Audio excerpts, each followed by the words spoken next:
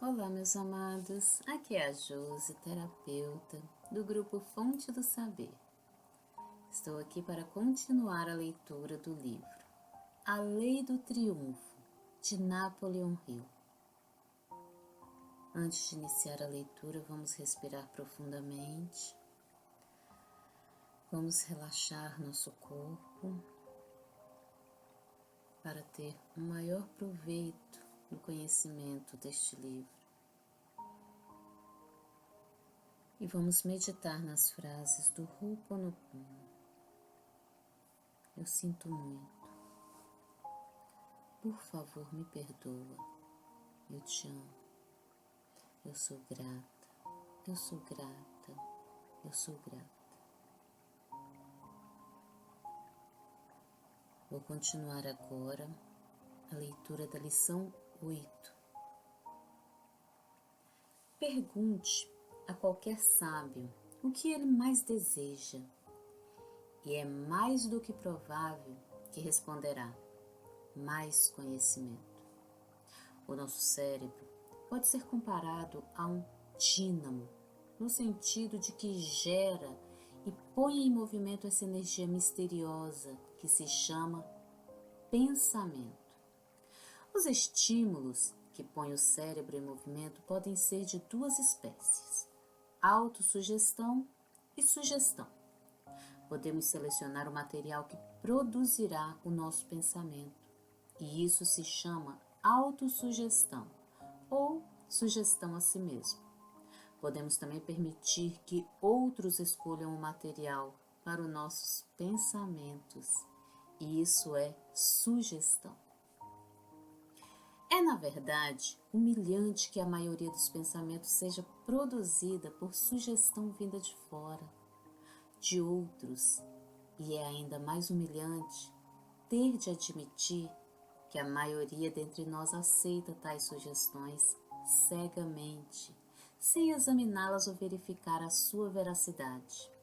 Lemos os jornais todos os dias, como se o que neles se escrevesse fosse baseado nos fatos. Deixamos nos levar pelos outros, como se tudo o que dizem fosse a expressão da verdade. O pensamento é a única coisa neste mundo sobre a qual temos controle absoluto. Entretanto, a não ser que o leitor seja uma exceção proverbial, isto é, entre 10.000, permitirá que os outros penetrem na sagrada mansão do seu espírito e aí depositem, por meio da sugestão, temores, infelicidades, adversidades e ideias falsas. Temos dentro de nós o poder de selecionar o material que constitui os pensamentos dominantes do nosso espírito. E o leitor pode ter absoluta certeza de que os pensamentos que dominam no seu cérebro são os que o levarão ao fracasso ou ao triunfo, de acordo com a sua natureza. O fato de que o pensamento é a única coisa sobre a qual temos domínio absoluto é em si mesmo da mais profunda significação, pois sugere fortemente que é o pensamento que nos aproxima da divindade no plano terrestre. Esse fato traz ainda em si outra sugestão muito impressionante. O pensamento é o nosso principal instrumento. Com ele podemos modelar o nosso destino de acordo com a nossa vontade, fazendo do pensamento o único poder sobre o qual temos controle absoluto.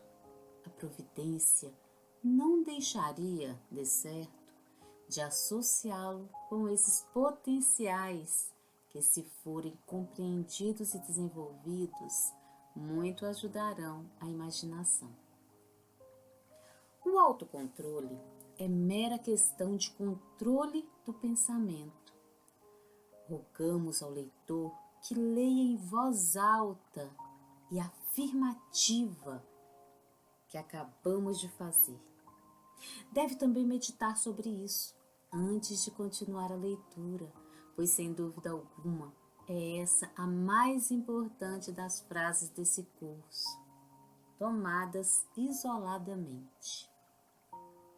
É de presumir que o leitor esteja seguindo este curso, porque se sente ansioso por encontrar a verdade e a compreensão suficiente para torná-lo apto a atingir uma situação elevada na vida.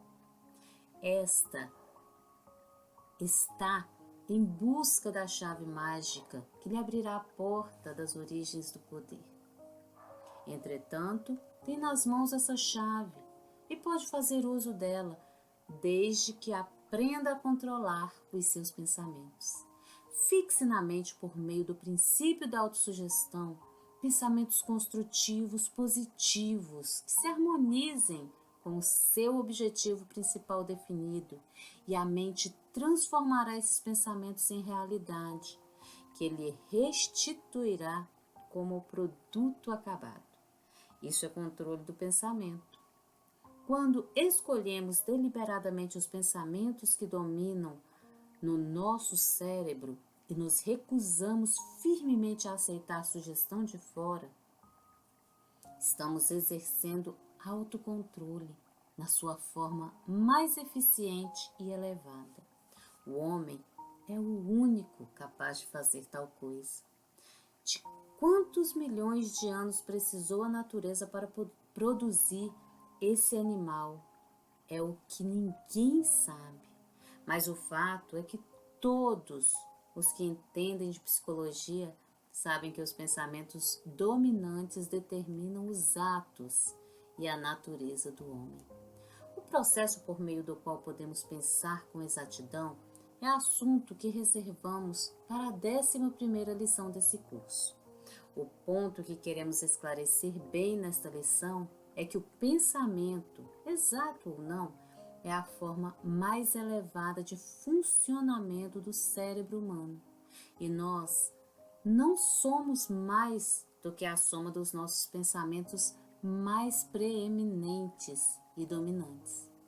Aquele que deseja se tornar um hábil vendedor de mercadorias ou de serviços pessoais deve exercer autocontrole suficiente para rebater todos os argumentos e sugestões contrários. A maioria dos vendedores, porém, tem tão pouco o domínio de si mesmo a ponto de ouvir o cliente em perspectiva de dizer um não antes mesmo de falar. E não são poucos os que ouvem a palavra fatal antes de estarem em contato com o cliente. Possuem tão pouco autocontrole que sugerem a si próprios que vão ouvir um não quando procurarem vender as suas mercadorias. Como é diferente a pessoa dotada de autocontrole? Não somente sugere a si mesma que o cliente lhe dirá sim, como também, se não ouvir logo o desejado sim, persistirá na ofensiva até quebrar a resistência e conseguir a aquiescência. Se o cliente diz não, o vendedor não o ouve. Se repete a negativa 1, 2, 3 ou 4 vezes, não o escuta, pois sendo uma pessoa que tem autocontrole, não permitirá que cheguem ao seu cérebro outras sugestões, senão as que ele deseja que o influenciem. O bom vendedor, quer procure vender mais mercadorias ou serviços pessoais, sermões, discursos ou conferências, sabe de que maneira controlar os seus pensamentos, em vez de aceitar cegamente as sugestões dos outros. Convence-os a aceitar as suas sugestões, controlando-se e pondo no cérebro apenas pensamentos positivos, torna-se uma personalidade dominante, um grande vendedor. O grande vendedor é aquele que toma a ofensiva e nunca o lado defensivo do argumento, no caso de surgir uma discussão. Rogamos ao leitor que leia outra vez o parágrafo precedente. Se é um grande vendedor, sabe muito bem o que é preciso para conservar o cliente em perspectiva no lado defensivo e sabe também que será fatal para o negócio deixar que outro o ponha na defensiva e aí o conserve. O vendedor pode, e muitas vezes isso acontece, ficar em condições de se ver forçado a aceitar o lado defensivo da conversa durante algum tempo, mas, nesse caso, deve exercer um tal equilíbrio e autocontrole que lhe torne possível trocar de lugar com o cliente, sem que ele sinta que isso aconteceu, passando assim para a defensiva. Isso exige grande capacidade e autocontrole. Muitos vendedores se descuidam desse ponto, irritando-se e procurando rebater logo os argumentos do comprador, buscando mesmo levá-lo à submissão. Mas o vendedor que conhece o seu ofício permanece calmo e sereno e sempre acaba por vencer. A palavra vendedor se aplica aqui a todas as pessoas que procuram convencer ou persuadir a outros por meio de argumentos lógicos ou apelando para os interesses pessoais. Todos nós somos vendedores, ou pelo menos devemos ser, seja qual for a espécie de serviço que prestamos ou a qualidade das mercadorias que oferecemos. A habilidade para negociar com os outros, sem atritos e discussões, é uma qualidade destacada em todas as pessoas que triunfam. Observemos aqueles que nos estão mais próximos e procuremos ver a sua compreensão desta arte das negociações inteligentes. Observemos também como triunfam os poucos que compreendem tão delicada arte, conquanto se trate às vezes de pessoas menos educadas do que aqueles com quem negociam. Trata-se de uma vantagem que pode ser cultivada.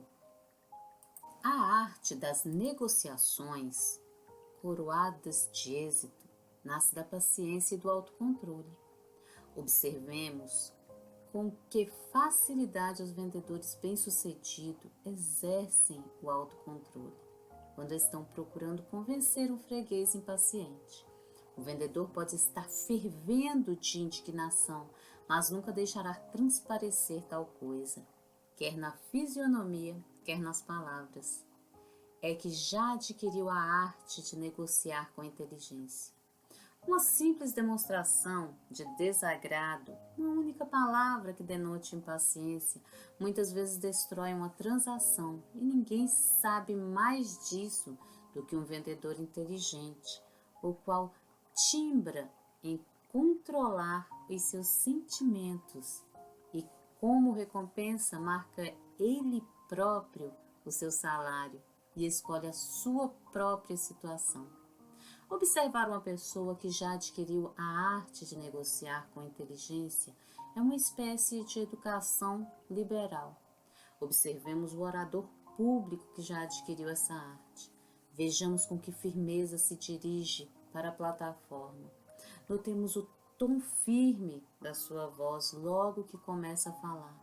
Estudemos a sua expressão fisionômica ao vê-lo dominar o auditório com a força dos seus argumentos. É que aprendeu a negociar sem causar atritos. Observemos agora o médico que adquiriu essa arte, como se move no quarto do paciente, como o saúda com um sorriso de confiança, o seu ar, o seu tom de voz, o ar de segurança que se nota na sua fisionomia. Tudo indica que é uma pessoa que já adquiriu a arte de negociar com inteligência. E o paciente sente-se melhor logo que ele entra no quarto. Observemos o chefe de uma turma de operários que já adquiriu essa arte e vejamos como a sua presença estimula os homens a maior esforço, inspirando-lhes confiança e entusiasmo. Observemos o advogado já de posse dessa ciência e notemos como infunde respeito e atenção ao tribunal, ao júri e aos seus colegas. Há no tom da sua voz, na posição do seu corpo, na expressão da sua fisionomia, algo de particular que fez o oponente sofrer em comparação. Não somente ele conhece o seu caso, como também convence aos juízes e jurados de que conhece tudo perfeitamente e, como recompensa, ganha a questão e, além disso, muito dinheiro. Tudo isso se baseia no autocontrole. E o autocontrole é o resultado do controle do pensamento. Ponhamos no espírito deliberadamente a espécie de pensamento que mais desejamos e não deixemos que nele se instalem pensamentos que outras pessoas desejam incutir em nós por meio da sugestão. E assim nos tornaremos pessoas dotadas de autoconfiança e autocontrole. Esse privilégio de estimular o espírito com sugestões e pensamentos escolhidos por nós mesmos é um poder que nos foi dado pela divina providência. E se exercermos esse santo direito, nada há dentro dos limites do possível que esteja além de nós. Se perdermos a calma, com ela perderemos os nossos argumentos, as nossas transações e tudo em nós indicará uma pessoa que não se familiarizou com os fundamentos sobre os quais se baseiam o autocontrole, e o principal desses fundamentos é o privilégio de escolher os pensamentos que dominam o nosso espírito. Um dos meus alunos perguntou-me uma vez de que maneira o indivíduo possuído de intensa cólera poderia dominar os seus pensamentos. Da mesma maneira, respondi, que qualquer um de nós pode mudar a sua atitude e o modo de falar, numa discussão, na sua própria casa, ao ouvir tocar a campainha da porta.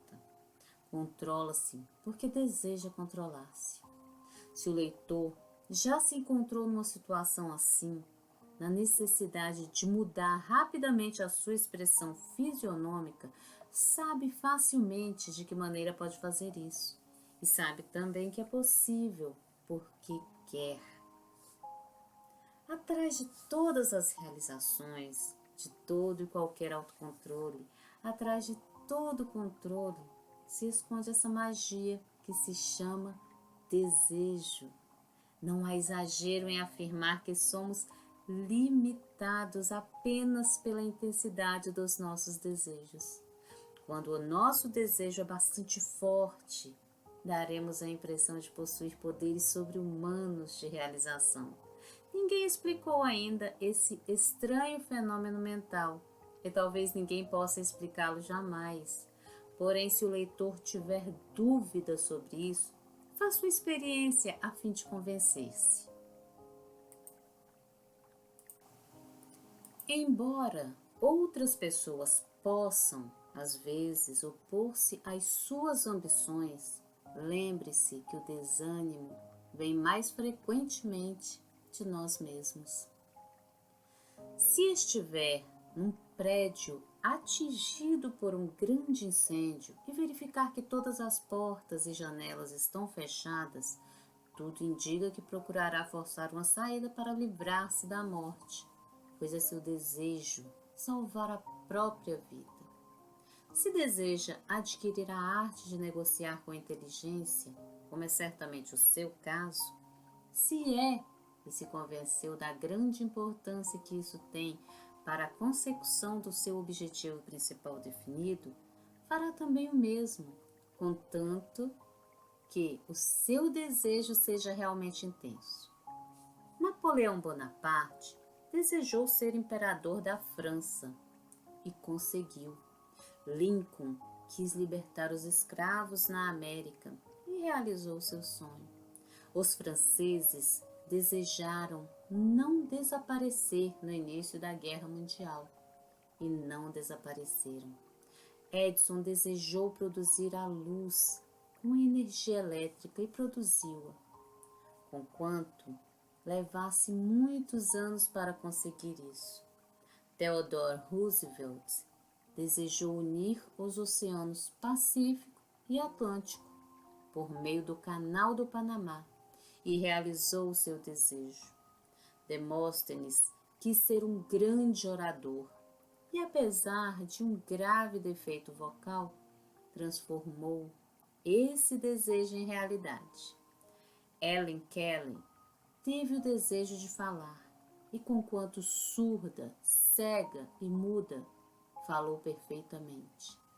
John Patterson quis dominar o comércio das máquinas registradoras e conseguiu. Shakespeare desejou tornar-se um grande escritor e, apesar de ser apenas um pobre ator ambulante, conseguiu seu intento.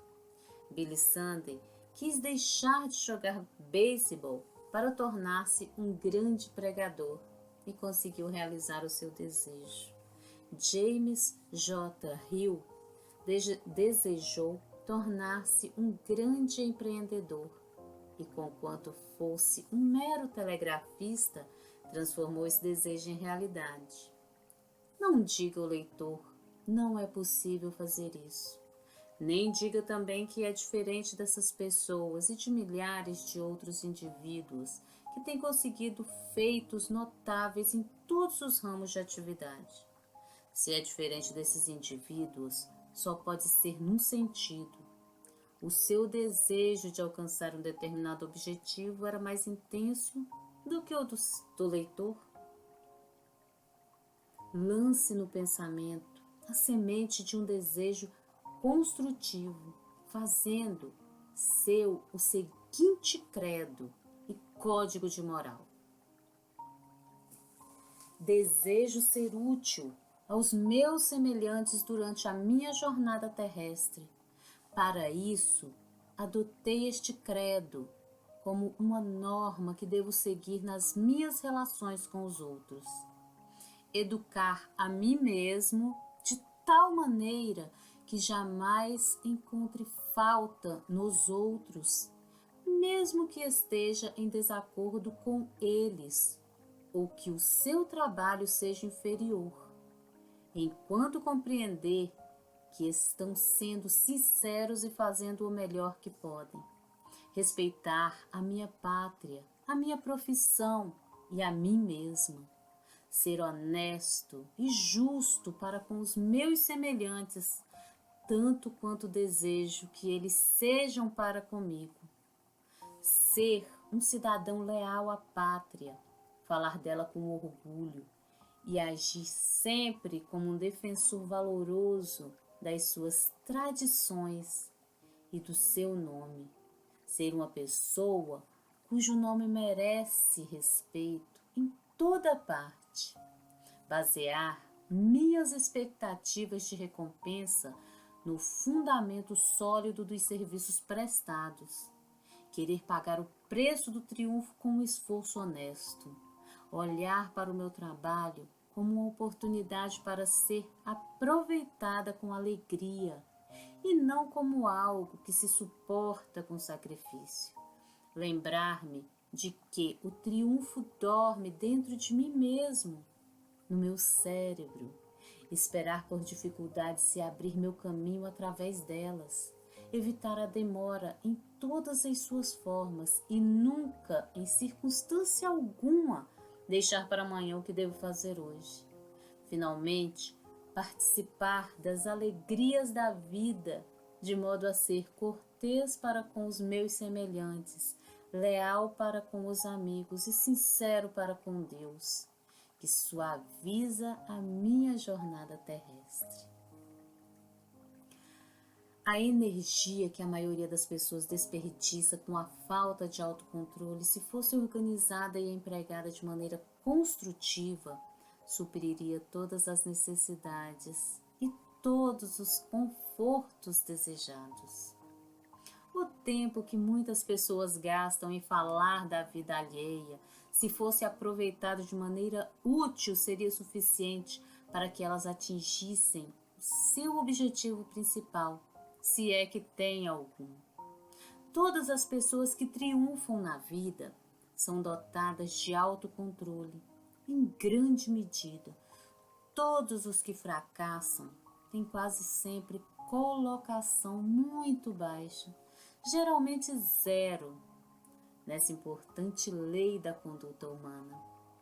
Estudemos a tabela de análise da introdução e observemos o grau de autocontrole de Jesse James e de Napoleão. Estudemos todos os que nos são próximos e observemos, com proveito real, que todos aqueles que triunfam possuem autocontrole, em grande medida, ao passo que aqueles que fracassam permitem que os seus pensamentos e as suas palavras e os seus atos se tornem desorientados. As pessoas gostam de gastar seu excesso de energia mascando chicletes. Wrigley Jr. descobriu isso e fez vários tipos de goma de mascar. Uma falta muito comum e prejudicial de ausência de controle é o hábito de falar demais. As pessoas prudentes, que sabem o que querem e estão empenhadas em consegui-lo, são muito cuidadosas com as suas palavras. Falar demais, descontroladamente sem necessidade, é coisa que não traz proveito algum para quem quer que seja. É sempre mais proveitoso ouvir do que falar. Aquele que sabe ouvir pode, uma vez ou outra, ter alguma informação que se acrescentará ao seu estoque de conhecimentos. Para ouvir bem, é preciso que se tenha muito autocontrole. Mas o resultado que se tira disso paga bem o esforço. Não deixar os outros falarem, eis uma forma comum de falta de controle, que não somente é descortesia, como também faz com que se percam muitas oportunidades valiosas para aprender alguma coisa com os outros. Terminada esta lição, o leitor deve voltar à tabela de análises pessoais na introdução e tirar nova medida de si mesmo na lei do autocontrole. O autocontrole tem sido a característica marcante de todos os líderes vitoriosos que analisamos ao compilar o material para este curso. Luther Burbank declarou que, na sua opinião, o autocontrole é a mais importante das 15 leis do triunfo. Durante tantos anos de paciente estudo e observações sobre os processos evolutivos da vida vegetal, sentiu necessidade de exercer o domínio de si mesmo, apesar de tratar de uma forma de vida inanimada. John Burroughs, o naturalista, disse mais ou menos a mesma coisa, que o autocontrole tinha quase que o primeiro lugar na lista das 15 leis do triunfo. O homem que exerce completo domínio de si mesmo não pode sofrer uma derrota permanente, como tão bem disse Emerson em Compensação, uma vez que o motivo pelo qual os obstáculos e as dificuldades têm oportunidade para agir desaparece diante de um espírito determinado, de uma pessoa dotada de autocontrole. Todos os homens bem-sucedidos que analisamos aqui, naturalmente, os que enriqueceram à custa de seus esforços, demonstraram de maneira positiva que o autocontrole foi um dos seus pontos de apoio, e cheguei à conclusão de que ninguém pode esperar acumular uma grande riqueza e conservá-la sem exercer essa qualidade necessária. É uma característica da natureza humana, mas é verdade, a maioria dos homens que triunfaram na vida trabalhará com mais afinco para prestar um serviço útil do que apenas para ganhar dinheiro. Para fazer economia, é preciso exercer muito autocontrole e na sua forma mais elevada, conforme deixamos bem claro na quarta lição deste curso. Agradecemos a Edward W. Book a interessante narrativa que transcrevemos aqui e que é uma clara demonstração de que ele precisou exercer muito autocontrole para triunfar na vida e conquistar finalmente a fama de ser um dos maiores jornalistas da América. Até a próxima leitura, meus amados. Muita gratidão e muito amor na vida de cada um de vocês.